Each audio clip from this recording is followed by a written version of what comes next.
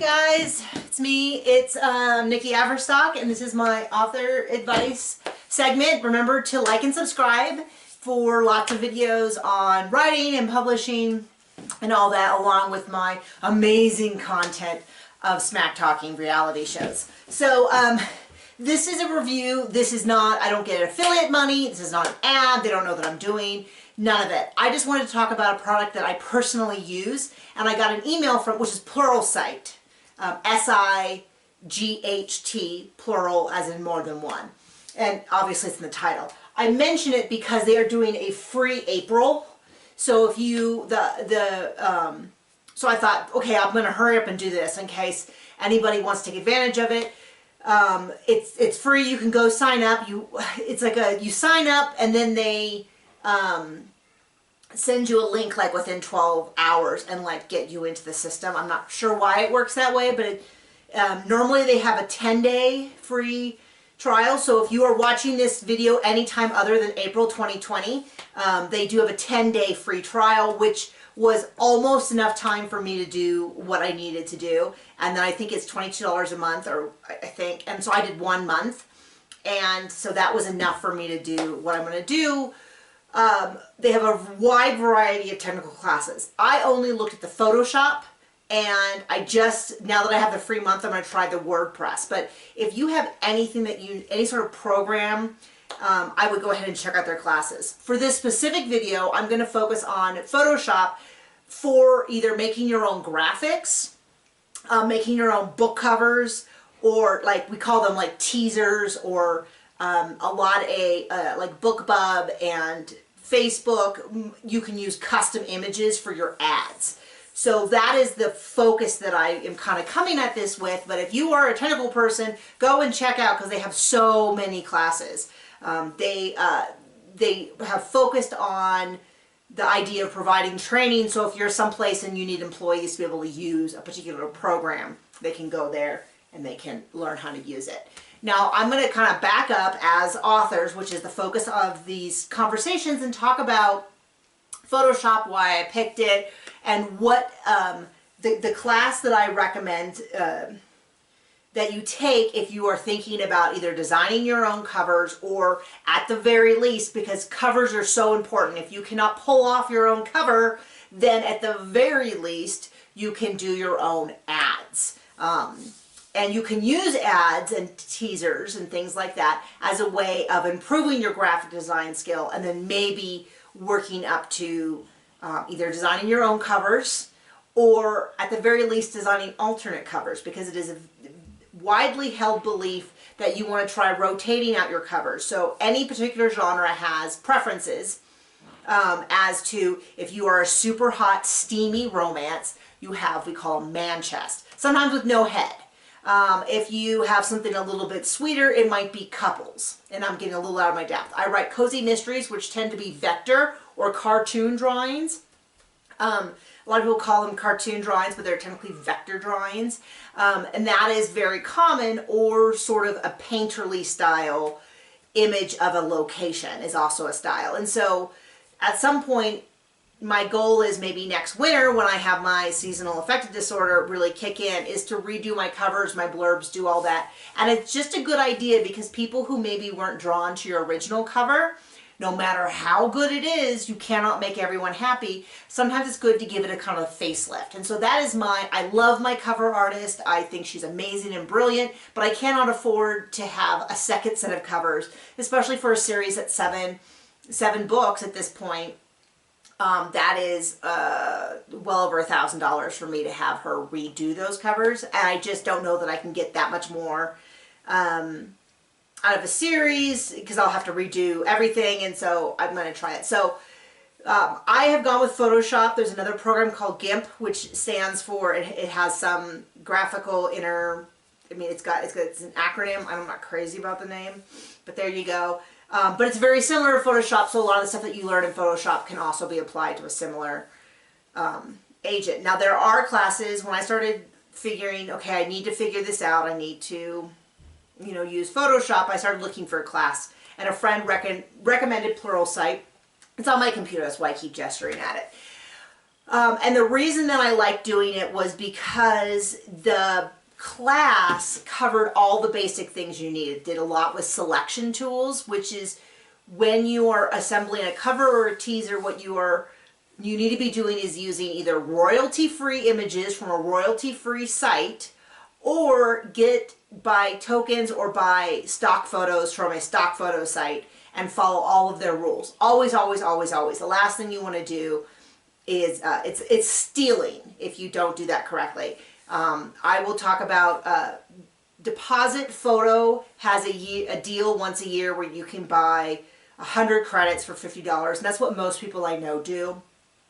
But that is another video, but you do that, you get the images, and what mostly happens to happen is you cut out, you're cutting out people, you're cutting out images. If you're doing something like my covers for my paranormal cozies, you have to have a cat in there and a witch's hat and a silhouette and a this and a that, and so you are assembling pictures.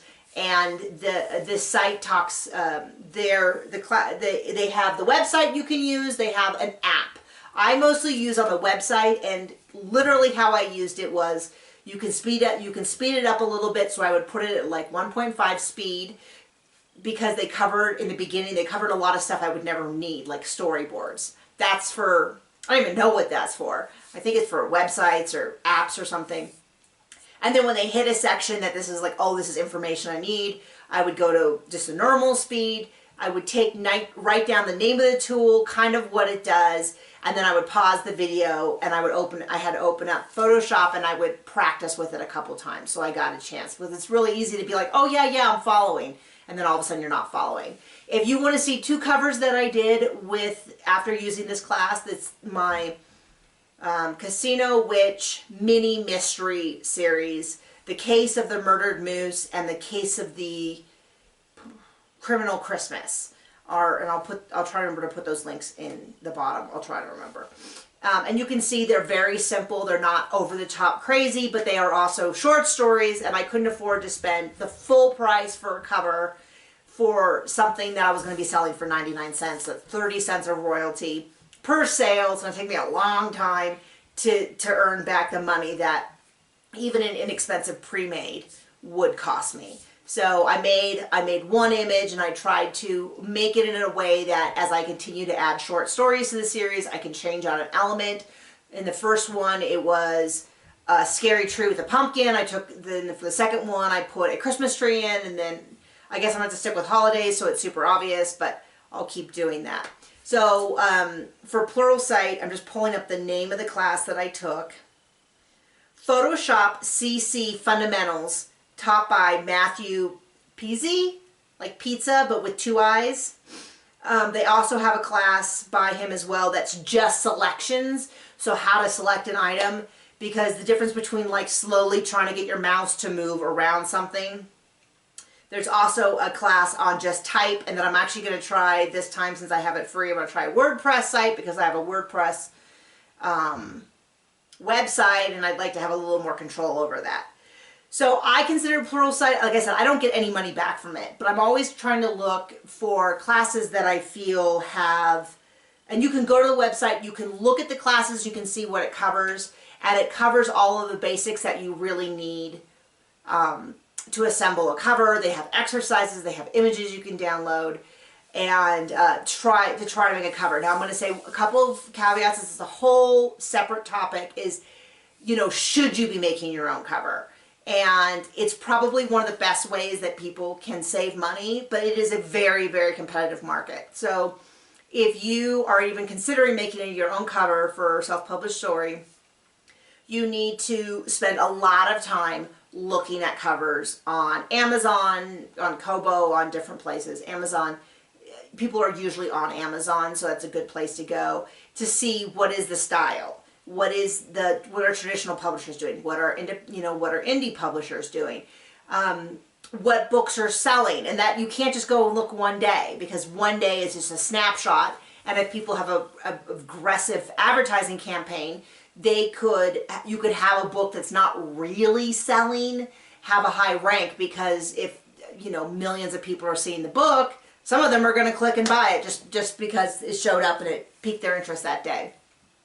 So you want to look at it for a long, long time. You want to get an idea of you know, what's working and what's not. And then you need to have a really good graphic designer eye. I do not have the best eye, but my husband does.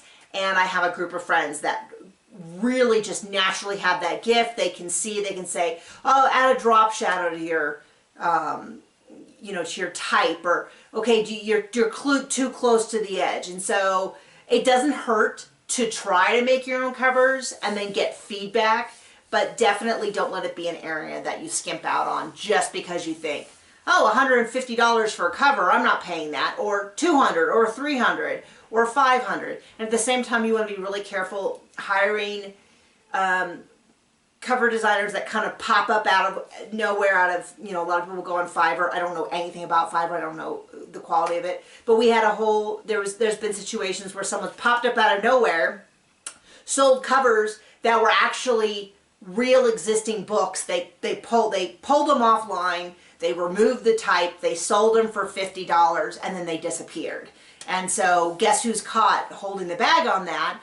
You know, you can say, hey, it's the cover designer's fault, but if they're in another country, which, you know, a lot of times they are, or even in America, and you can't trace them down, you're going to have to now get a new cover, and you could potentially have, you know, a black smear against your name. So you want to work with cover artists, or cover artists who use non-royalty free images. And you don't know that, and then all of a sudden one day a photographer's coming to you with a takedown notice and a bill, that kind of thing. Now that is not a huge worry if you just go with cover designers who have a large portfolio, who you know, have work that is out there that, you know, they can tell you. My personal one, the way it's done, she'll charge me for the price of the stock photo, and so I can see where she, you know, where she got it from. She got it from Adobe Photos or something like that. So I know that she paid for them, and has, you know, has a license and that kind of thing. So anyway, long way around it. I'm just kind of trying to get some more information out there. That's all the great stuff about Pluralsight. I don't get any kickback, but I hope you enjoyed if you try it out. Thanks.